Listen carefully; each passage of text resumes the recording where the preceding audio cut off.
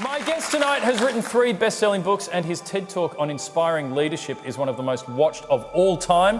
When he talks, it is impossible not to listen. My name is Simon Sinek, and I have a clear vision of what I want to build in this world. I imagine a world in which the vast majority of people wake up every single morning inspired to go to work, feel safe when they're there, and return home fulfilled at the end of the day. I promise you, our guests will help you acquire the behaviors and thought patterns you need to be successful in anything that you're trying to accomplish. I have yet to give a speech or have a meeting where somebody doesn't ask me the millennial question. What's the millennial question? Apparently millennials as a generation, which is a group of people who were born approximately 1984 and after, are tough to manage. And they're accused of being entitled and narcissistic, self-interested, unfocused, lazy. But entitled is the big one.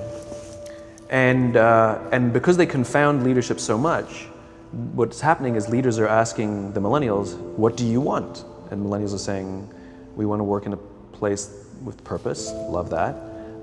We want to make an impact, whatever that means. We want free food and beanbags. And so somebody articulates some sort of purpose, there's lots of free food and there's beanbags, and yet for some reason they're still not happy. And that's because they're missing, there's a missing piece. What I've learned is that I can break it down into 4 pieces, right? There are four things, 4 characteristics. One is parenting, the other one is technology, the third is impatience, and the fourth is environment. The generation that we call the millennials, too many of them grew up subject to, not my words, failed parenting strategies, where, for example, they were told that they were special all the time. They were told that they could have anything they want in life, just because they want it, right?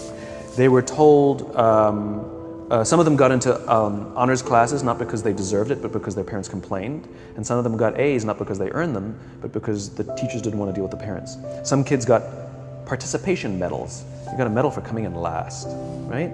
Which the science we know is pretty clear, which is it devalues the medal and the reward for those who actually work hard. And it actually makes the person who comes in last feel embarrassed because they know they didn't deserve it. So it actually makes them feel worse, right?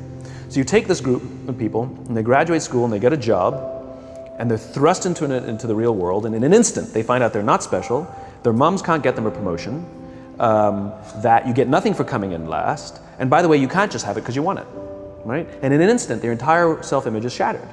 And so you have an entire generation that's growing up with lower self-esteem than previous generations. The other problem, to compound it, is we're growing up in a Facebook, Instagram world. In other words, we're good at putting filters on things. We're good at showing people that life is amazing even though I'm depressed, right? And so everybody sounds tough, and everybody sounds like they got it all figured out. And the reality is there's very little toughness, and most people don't have it figured out. And so when the more senior people say, well, what should we do? They sound like, this is what you gotta do. And they have no clue, right? So you have an entire generation growing up with lower self-esteem than previous generations, right? Through no fault of their own, right? They were dealt a bad hand, right? Now let's add in technology. We know that engagement with social media and our cell phones releases a chemical called dopamine. That's why when you get a text, it feels good, right? So we've all had it where you're feeling a little bit down or feeling a bit lonely, and so you send out 10 texts to 10 friends, hi, hi, hi, hi, hi, because it feels good when you get a response, right? Right? It's why we count the likes, it's why we go back 10 times to see if my Instagram is growing slower, did I do something wrong? Do they not like me anymore, right? The trauma for young kids to be unfriended, right? Because we know when you get a hit of dopamine, which feels good. It's why we like it, it's why we keep going back to it. Dopamine is the exact same chemical that makes us feel good when we smoke, when we drink, and when we gamble. In other words, it's highly, highly addictive, right? We have age restrictions on smoking, gambling, and alcohol, and we have no age restrictions on social media and cell phones, which is the equivalent of opening up the liquor cabinet and saying to our teenagers, hey, by the way, this adolescence thing, if it gets you down. But that's basically what's happening. That's basically what's happening, right? That's basically what happened. You have an entire generation that has access to an addictive, numbing chemical called dopamine through social media and cell phones as they're going through the high stress of adolescence. Why is this important? Almost every alcoholic discovered alcohol when they were teenagers. When we're very, very young, the only approval we need is the approval of our parents. And as we go through adolescence, we make this transition where we now need the approval of our peers. Very frustrating for our parents, very important for us. It allows us to acculturate outside of our immediate families into the broader tribe, right? It's a highly, highly stressful and anxious period of our lives, and we're supposed to learn to rely on our friends. Some people, quite by accident, discover alcohol and numbing effects of dopamine to help them cope with the stresses and anxieties of adolescence. Unfortunately, that becomes hardwired in their brains, and for the rest of their lives, when they suffer significant stress, they will not turn to a person, they will turn to the bottle. Social stress, financial stress, career stress, that's pretty much the primary reasons why an alcoholic drinks, right? What's happening is because we're allowing unfettered access to these dopamine-producing devices and media, basically it's becoming hardwired, and what we're seeing is as they grow older, too many kids don't know how to form deep, meaningful relationships. Their words, not mine. They will admit that many of their friendships are superficial. They will admit that their friends, that they don't count on their friends, they don't rely on their friends, they have fun with their friends, but they also know that their friends will cancel on them if something better comes along. Deep, meaningful relationships are not there because they never practice the skill set, and worse, they don't have the coping mechanisms to deal with stress. So when significant stress starts to show up in their lives, they're not turning to a person, they're turning to a device, they're turning to social media, they're turning to these things which offer temporary relief. We know, the science is clear, we know that people who spend more time on Facebook suffer higher rates of depression than people who spend less time on Facebook, right? These things balanced. Alcohol is not bad, too much alcohol is bad. Gambling is fun, too much gambling is dangerous, right? There's nothing wrong with social media and cell phones. It's the imbalance, right? If you're sitting at dinner with your friends and you're texting somebody who's not there, that's a problem. That's an addiction. If you're sitting in a meeting with people you're supposed to be listening to and speaking, and you put your phone on the table, face up or face down, I don't care, that sends a subconscious message to the room that you're just not that important to me right now, right? That's what happens. And the fact that you cannot put it away is because you are addicted, right? If you wake up and you check your phone before you say good morning to your girlfriend, boyfriend, or spouse, you have an addiction. And like all addiction, in time, it'll destroy relationships, it'll cost time, and it'll cost money, and it'll make your life worse, right? So you have a generation growing up with lower self-esteem that doesn't have the coping mechanisms to deal with stress, right? Now you add in the sense of impatience, right? They've grown up in a world of instant gratification. You want to buy something, you go on Amazon, it arrives the next day. You want to watch a movie? Log on and watch a movie. You don't check movie times. You want to watch a TV show? Binge. You don't even have to wait week to week to week, right? I know people who skip seasons just so they can binge at the end of the season, right? Instant gratification. You want to go on a date, you don't even have to learn how to be like, hey. You don't even have to learn and practice that skill. You don't have to be the uncomfortable one who says yes when you mean no, and says no when you mean no, and yes when you don't have to swipe right. Bang, I'm a stud. Right? You don't have to learn the social coping mechanisms, right? Everything you want, you can have instantaneously. Everything you want, instant gratification, except job satisfaction and strength of relationships. There ain't no app for that. They are slow, meandering, uncomfortable, messy processes.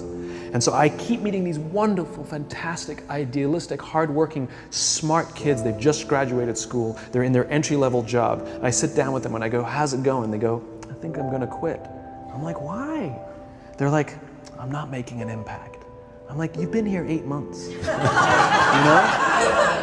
It's as if they're standing at the foot of a mountain and they have this abstract concept called impact that they want to have in the world, which is the summit. What they don't see is the mountain. I don't care if you go up the mountain quickly or slowly, but there's still a mountain. And so what this young generation needs to learn is patience.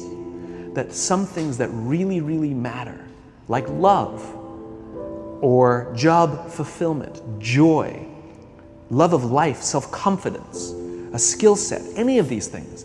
All of these things take time.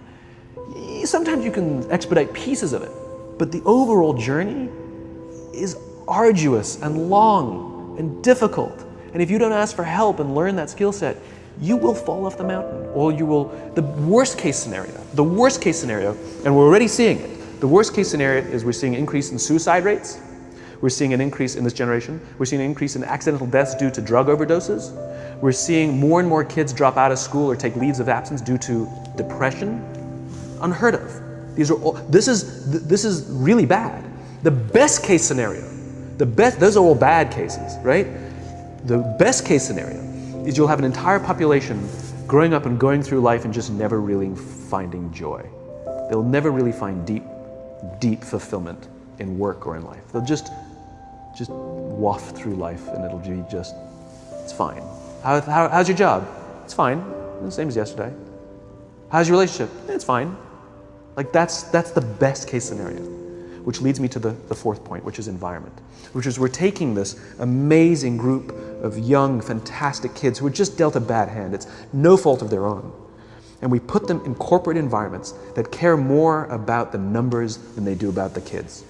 They care more about the short-term gains than the long-term life of this young human being. We care more about the year than the lifetime, right?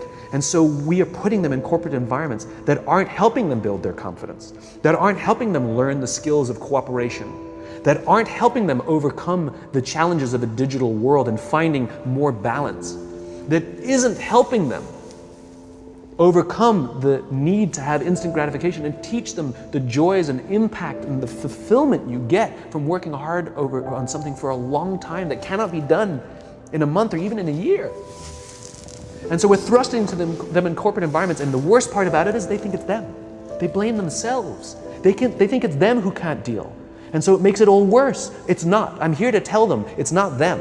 It's the corporations, it's the corporate environments, it's the total lack of good leadership in our world today that is making them feel the way they do. They were dealt a bad hand, and I hate to say it, but it's the company's responsibility. Sucks to be you, like we have no choice, right?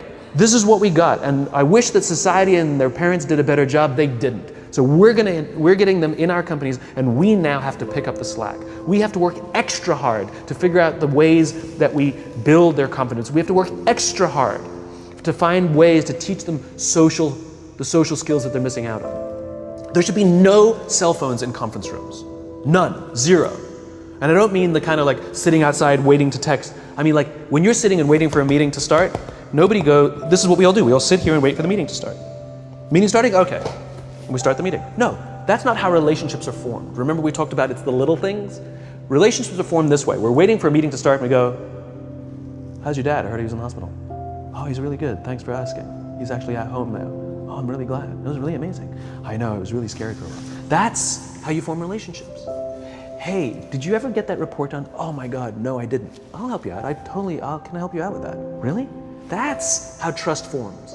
Trust doesn't form at an event in a day. Even bad times don't form trust immediately. It's the slow, steady consistency. And we have to create mechanisms where we allow for those little innocuous interactions to happen. But when we allow cell phones in conference rooms, we just, okay, have the meeting. And then my favorite is like when there's a cell phone there and you go like this, you go. It rings and you go. I'm not going to answer that. But Mr. Magnanimous, you know? When you're out for dinner with your friends, like I do this with my friends. When we're going out for dinner and we're leaving together, we'll leave our cell phones at home. Who are we calling? Maybe one of us will bring a phone in case we need to call an Uber or take a picture of our meal. Goes without saying, come on. I'm an idealist, but I'm not insane. You know? At a heathen. I mean, it looked really good. We'll take one phone. And so it's like an alcoholic. The reason you take the alcohol out of the house is because we cannot trust our willpower. We're just not strong enough. But when you remove the temptation, it actually makes it a lot easier. And so when you just say, don't check your phone, people literally will go like this. And somebody will go to the bathroom, and what's the first thing we do? Because I wouldn't want to look around the restaurant for a minute and a half, you know? But if you don't have the phone, you just kind of enjoy the world. And that's where ideas happen. The constant engagement is not where you have innovation and ideas. Ideas happen when our minds wander and we go, and you see something, I bet they could do that. That's called innovation, right? But we're taking away all those little moments, right? You should not, and none of us should charge our phones by our beds. We should be charging our phones in the living rooms, right? Remove the temptation. You wake up in the middle of the night because you can't sleep, you won't check your phone, which makes it worse. But if it's in the living room, it's relaxed, it's fine. But it's my alarm clock. Buy an alarm clock. They cost $8, right? I'll buy you an alarm, right? But the point is we now in industry, whether we like it or not, we don't get a choice. We now have a responsibility to make up the shortfall and to help this amazing, idealistic, fantastic generation build their confidence, learn patience, learn the social skills, find a better balance between life and technology. Because, quite frankly, it's the right thing to do.